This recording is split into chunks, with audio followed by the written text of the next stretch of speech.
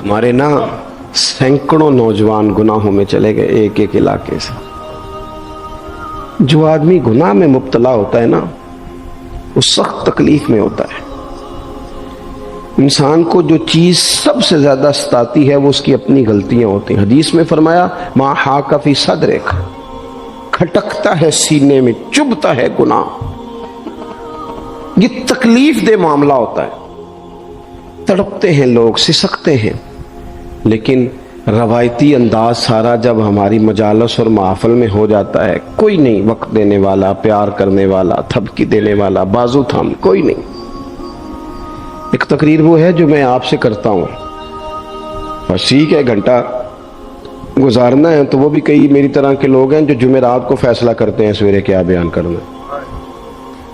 حالانکہ میری طرح کے جو چھوٹے ہیں وہ ہفتے سے ہی تیاری شروع کر لیتے ہیں تاکہ کچھ غور فکر کر کے قوم کے سامنے رکھا جائے، ضروری۔ اب ایک تقریر میں آپ سے کرتا ہوں، سمجھانے کے لیے عرض کرتا ہوں۔ ایک تقریر ایسی ہے جو خطیب صاحب آپ سے کرتے ہیں، اور خدا نخواستہ اللہ تعالیٰ معاف کرے، صرف سمجھانے کے لیے، اگر ان کو پتہ چل جائے کہ ان کا بیٹا کسی غلطی میں مبتلا ہو گیا تو پھر بھی اسی طرح ہی داد و تحسین کے لیے لش پش کر کے تقریر ہوگی؟ نہیں، پھر یہ انداز نہیں ہوتا۔ پھر تو بچہ کو سامنے بٹھا کے باپ اپنی پگڑی اس کے پیروں میں رکھتا ہے، پھر تو ماں دوپٹہ پیروں میں رکھتی ہے، کہتے پتر میری کمائی نہ اجاڑ دینا، اور نہ پتہ چلا تو سگریٹ پینے لگ گیا، خدا خیر کرے، تیری مہربانی۔ سوتا نہیں، اس کا چہرہ پریشان ہے۔ اب بات آئی ہے نا، اب یہ وقت آیا تبلیغ کا، اصلاح کا۔ اسے منت کر کے سمجھایا، اس کو گزارش کی، اس نے کہا ابا جی غلطی ہو گئی تھی، آئندہ نہیں کرتا، پوری اس نے تسلی دی، پھر بھی نہیں سوتا۔ بچہ تو وعدہ کر کے چلا گیا، پھر بھی نہیں سویا، وہ اپنے کمرے میں چلا گیا اور اس نے مصلی بچھا لیا۔ کہا یا اللہ یہ میری عمر کی کمائی ہے، مالک اسے ہدایت دے دے۔ او بھائی جب تو اس انداز میں ملت کے ہر بیٹے کی اصلاح کرنے لگے گا، اور اس سے مراد صرف خطیب واعظ ہی نہیں، حضور نے ہم سب کے ذمہ لگایا تھا بلغ عنی ولو آیا، ہم سب کی ذمہ داری ہے لوگوں کے لیے، لوگوں کو قائل کریں۔ مجھے بتاؤ اپنی ذات کے حق میں قائل کرنا ہو تو کرتے ہیں کہ نہیں؟ ہوتا ہے نماز کی دعوت ہم کیسے دیتے ہیں؟ ہم کہتے ہیں پڑھ لیے کر نماز، اتنے پیسے کہاں لے کے جائے گا، یہی دعوت ہوتی ہے نا۔ وہ کہتا ہے تو نے اپنی قبر میں جانا اور میں نے، یہ تو ہے ہمارا دین کے حق میں۔ وہ محفل میں آنا اگر ٹائم ملا تو ٹھیک، یہ ہے دین کے حق میں۔ اور جب اپنی باری آئے، کسی سے 50,000 روپے چاہیے تھے، فون کیا اس کو، ملنا تھا، وہ کہتا حکم کرے، کہتے نہیں ٹیلی فون والی بات نہیں، کہتے میں تو 2 بجے ملوں گا، تو 2:30 بجے میل پر، میں مل کے کر دوں۔ پھر جاتے ہی اس سے 50,000 مانگا نہیں، پہلے منت کی، دکھ سنایا، پھر اسے ثابت کرایا کہ تیرے علاوہ دینا بھی کسی نے نہیں، سارے غلط بندے ہیں، تو ٹھیک ہے معاذ اللہ۔ پھر اس کو یہ بھی ثابت کرایا وقت پہ واپس کر دوں گا۔ اتنی ساری گزارش کر کے رو دھو کے جب وہ پورا قائل ہو گیا تو آخر میں کہا مجھے 50,000، صحیح کہہ رہا ہوں؟ ہاں نہ تو کرو نا، چلو ہلکا سا ایسے تو کرو نا، ہوتا ہے کہ نہیں ایسے؟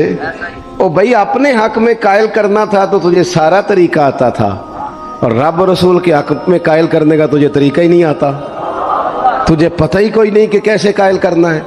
اپنے لیے تو نے قائل مائل کرنا تھا، سارا پتا تھا، سب خبر تھی کیسے منانا ہے، اور کسی کو مسجد کے لیے منانا تھا تو کہتا جی میری کو مانتے ہی نہیں، میری کون سنتا ہے۔ آپ جب تک اس درد سے، زازان نام کا ایک گویہ تھا، بغداد میں گاتا تھا، آواز بڑی سریلی تھی، بڑے لوگ اس کے گرد جمع ہو جاتے۔ حضرت عبداللہ ابن مسعود رضی اللہ تعالیٰ عنہ، حضرت عبداللہ ابن مسعود، یہ وہ خوبصورت ہستی ہیں کہ محبوب نے فرمایا ان سے قرآن سیکھا کرو، یہ اسی طرح پڑھتے ہیں جس طرح میرے اوپر نازل ہوا تھا۔ حضرت عبداللہ ابن مسعود رضی اللہ تعالیٰ عنہ صحابہ میں مفتی، صحابہ میں قاری، بڑے آدمی۔ حضرت عبداللہ ابن مسعود ایک دن گزر رہے تھے کسی مقام سے جہاں بھی وہ رہتا تھا، تو وہاں اللہ معاف فرمائے گانے بجانے کی مجلس سجی ہوئی تھی، وہ گا رہا تھا، آپ گزرے تو کانوں میں ہلکی سی آواز گئی۔ قریب ایک شخص سے پوچھا یہ کون ہے کس کی آواز ہے؟ کہا حضرت یہ زازان نام کا ایک گویا ہے.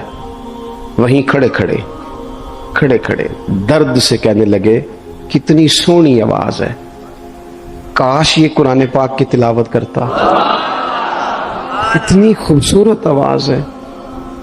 کوئی تو ہو نا جو اس درد سے بات کرے، کاش یہ قرآن پاک پڑھتا. اور پھر دعا مانگتے آگے تشریف لے گئے. وہ جوان تھا، فارغ ہو کے باہر نکلا، لوگوں کا رش تھا. ایک شخص نے اسے روکے، کہا زازان ادھر آ، پتہ آج کیا ہوا؟ کہا جناب کیا؟ کہنے لگے جانتے ہو حضرت عبداللہ ابن مسعود کو؟ کہا جانتے ہیں. فرمایا وہ صحابی رسول صلی اللہ علیہ وسلم آج گزرے، تیری آواز ان کی سماعتوں سے ٹکرائی تو فرمانے لگے کاش یہ قرآن پاک پڑھتا. کہنے لگا صحیح بتاؤ انہوں نے میرا نام لیا ہے؟ صحیح بتاؤ میرے لیے کہا انہوں نے؟ میرے جیسے شخص کے لیے؟ میں سوچ بھی نہیں سکتا. میں کہاں وہ کہاں، میرا نام لیا ہے. کہاں؟ تھوڑی دیر رکا، چند لمحوں پتہ نہیں سوچیں کہاں کا سفر کر کے آئیں.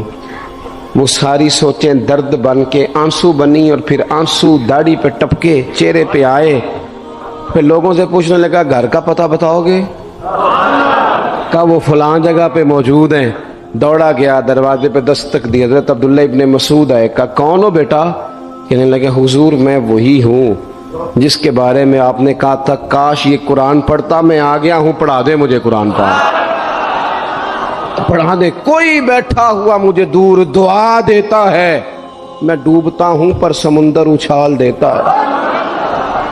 کسی سے تو آپ پیغام حق کہیں، کسی کو تو دعوت خیر دیں. یہ سب سے بڑا بھلا ہے